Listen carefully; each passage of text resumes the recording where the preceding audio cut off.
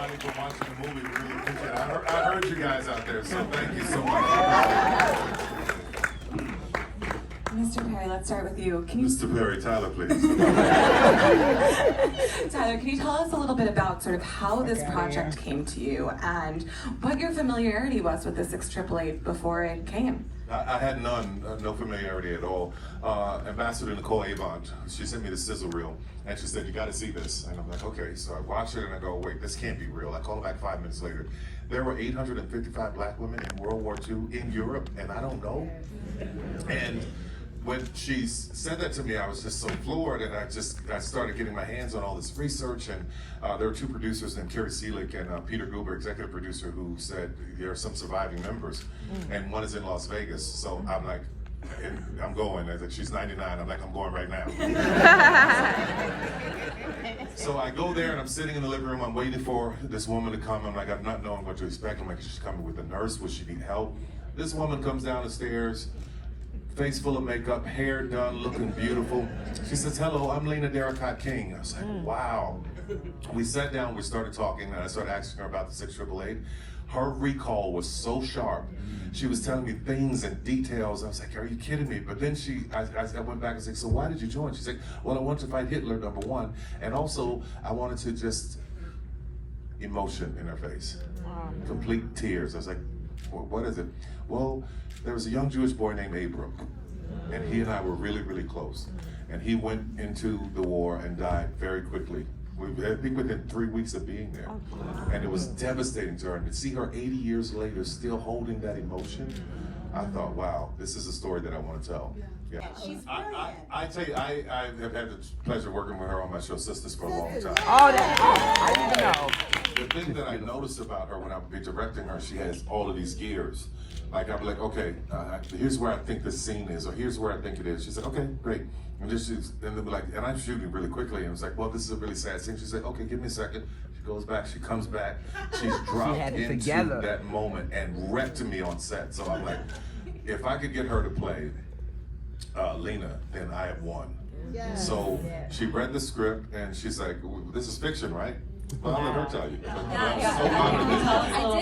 I thought, wow, where did you get this inspiration from? This is such a great story. It's just so unbelievable, well articulated. It's so massive. Where did you get this from? He's like, well, history, but not the books. But not the books, because they were never in our history books. They were not in our classrooms. They were not in our documentaries. They weren't in, and even in our word of mouth, because we didn't know them. We did not know the story of the 6888. So I was introduced to the script that he sent. He said, "I sent you something, read it." Very Tyler Perry fashion. And I said, "Yes." And I read it from beginning to end in one sitting.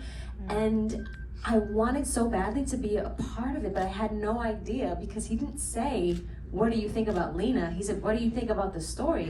I'm like, "Well, here's what I think about the story. This is, do you want to play Lena?" Yeah. He's like, oh, and such an honor, because to be thought of in the way that he has just described this woman, I mean, that's a win for me. That for me was just, we could have stopped there and I still would have been this grateful, probably, you know? So absolutely, it was a dream come true. Did you get a chance to meet Lena? I did, and I just finished crying at the last screening, and I'm not gonna do it again.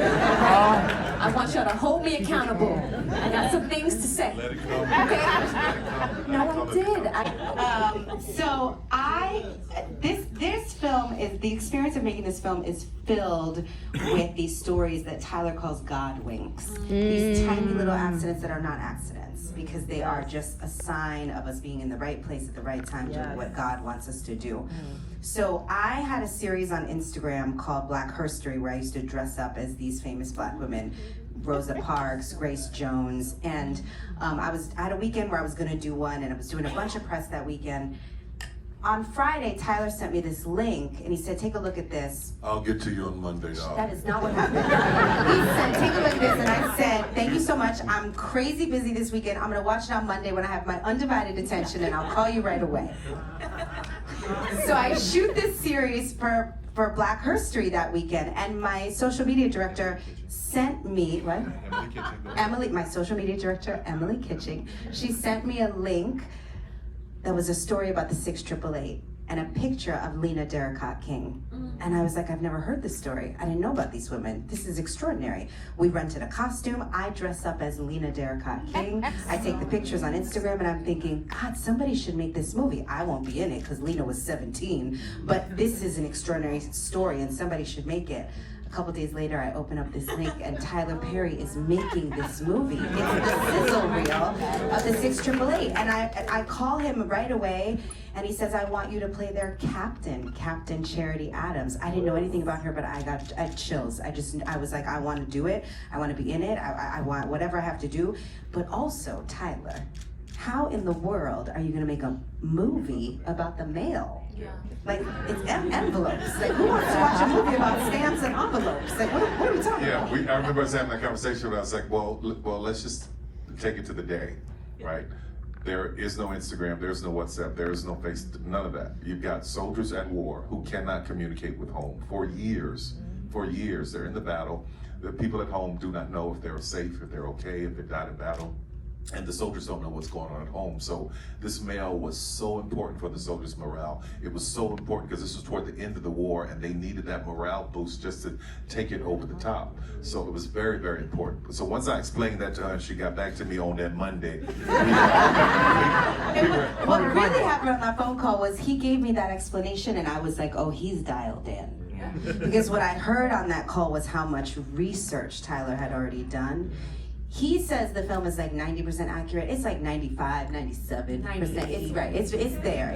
There's a couple liberties you took. Yeah, but very few. At the end, I took the liberty of and I'll tell you why I took this liberty at the end. But first, I have to explain to you this moment. A lot of the women, the reason that we didn't hear about the story, it wasn't just because it was written out of history, but a lot of women didn't even talk about it. And the reason they didn't talk about it, some of their children didn't even know, their grandchildren didn't even know. So part of the reason they did not talk about it is because there were rumors and written in papers that black women soldiers were only sent to Europe to be concubines for the black male soldiers. So they were embarrassed by that when they came home, so they didn't talk about it. Charity Adams went to work at Macy's. So they were dealing with this humiliation, so they didn't talk about it because white soldiers were angry that black soldiers were dating European women. So that's where all these rumors started. So the shame that they carried, they didn't talk about it. And, oh, you gotta tell them the story. Another Godwin. So that's why I wanted to put all 855 names on the end of the film. And set the record straight for these women and their families so that they can have the honor they deserve. And at the end, you see, this is when I took liberty where they're all saluted. That didn't happen because they all just came home and were ashamed. But the reason I took that liberty is because there were only 6 women who were surviving who got the Congressional Gold Medal actually put in their hands. But it was for all 855.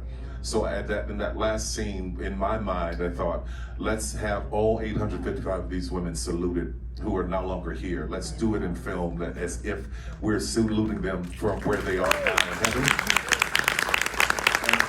And also, as they're walking through the door, that is my symbolism of them walking through the door, opening the door for all of us to come behind them. So that's what it was about. But you have to tell them about the moment on the carpet. Oh, Matt, so we, at our premiere, Tyler asked them to hang this beautiful installation that had every name, all 855 women in the battalion. They were there with us on the red carpet at the premiere. It was so special.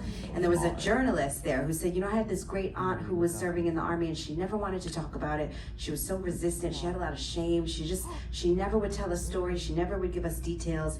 And so she had an inkling that maybe, is it possible that maybe her great aunt was in the battalion? And she walked over to that sign and she scrolled through the names and she found her great aunt. She burst into tears because she realized we were giving their family their legacy back. We were allowing them to shake off the shame and to stand in the light of what her great aunt had contributed, which is what Lena said when she saw the film. Yeah. She thanked you. Tell them what she said. We will let you out. We can talk about it. So I was rushing. We're going to shut up after this. I was rushing, because it is a Q&A, not just I was rushing to get a cup together for her because she was at home on hospice. And I wanted her to see the film, so I rushed to Vegas, rushed to her bedside, and I started playing it on the iPad, and I have all this on video. It's just amazing. So I'm watching her watch the film, and as she's watching it, you know, when I first walked in the room, she goes, she's laying in the bed, and you know, she had her head wrapped. It's, oh, Mr. Perry's here. Somebody get me some lipstick. So when you see her in the video, you'll see her with the lipstick on. So I'm watching her watch this, and as they're marching, her shoulders are in sync with them, and she's saluting, and she was just in tears. She said, "Thank you. You nailed it. You brought me right back to the moment. Every detail was there."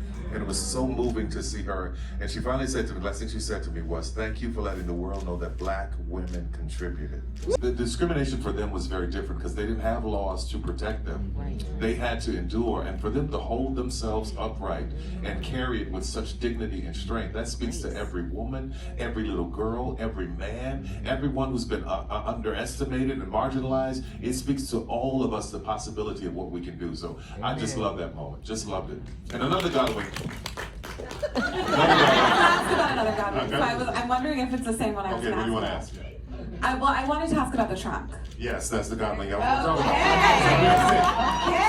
We're having a Godwin. When I first started writing this script, I was just like, okay, all of these women were talking to me at once, because when I sit down to write, I open myself up to what is this in heaven, 855 women talking to me. And, so I narrowed it down after I talked to Lena, but Carrie and I were rehearsing Charity Adams in the dressing room. Get a knock on the door. This guy from transportation. He's like, "I want to show you something." We walk out in the hallway, and there's a trunk on the ground in front of us. He said, "I want you to see this." We look at the side of it. It says Charity Adams. Yeah. We open it up. Open it up. Inside is her items of her clothing, notes that she had taken, actual twig from her victory garden that I had just been reading about in her memoir. It was extraordinary. It was her actual trunk from World War II. Wow. He bought it at auction. He's a history buff, and he bought it at World War II history buff. He bought it at auction. He brought it to me and said, I wanted you to see it. I said, I have to have it. So now I have the trunk in my possession. But that was her way of saying, I'm with you, and we're going to do this I together. felt like it was also her way of saying, you better get it right. Well, can you talk a little bit about that sort of weight of, you know, all these moments that sort of are fated that you were doing this, but also sort of the responsibility that comes with that and how you felt that on set every day? Yeah, well, understanding that these women carried shame for all of these years, and for some reason, God said to me, I'm going to let this thing fall on you to set the record straight. I had to get that right. I had to lean into every detail. I had to lean into every moment, every word in the dialogue. I had to make sure that it was speaking to who they were and how they spoke and how they moved. You know, I even had Debbie Allen working with the ladies on how the women moved, because they moved very differently then. They held themselves differently then. So it was really important that we leaned into all of that. So I felt the weight of that every day, but I also felt the grace that I got to do it. Yeah. And I've never been, I just, you know, I've done 28 films, and I didn't fall in love with filmmaking until Jazz Man's Blues. Yeah. That's the first time I really enjoyed the cinematography and the camera. It was like I found a passion in that. So it was preparing me for this moment, and I didn't know it at the time. Yeah. I haven't said this yet, but this is the truth. One of my biggest dreams as an actress was to play a real person, living or past, because I wanted to challenge myself to find what that was. I think it's a totally different way to approach the work. And then when I got it, I was like, oh, okay, this is massive. This is so massive. This is not anyone. This is Lena Darracott King.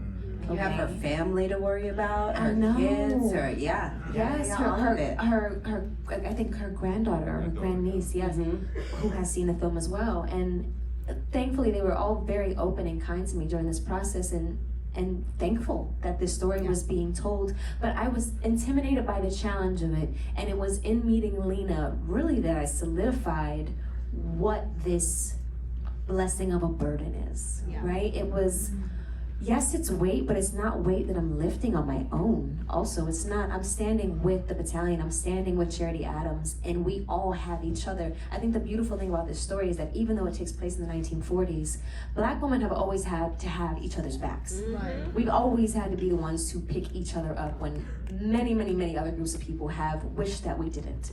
And so I think that us going into these scenes and these spaces, you say this a lot, like the ancestral anger of so much of what has happened and still continues to happen was present in all of those scenes, and I hope that you felt that when you watched it, as it was true. Okay, you felt it a little bit. Okay, just making sure. But no, the pressure, it quickly turned into me understanding the gift that it was to not only know this story now, to have been a part of it in this way, and to hopefully one day when I have children of my own, be able to share it in this way.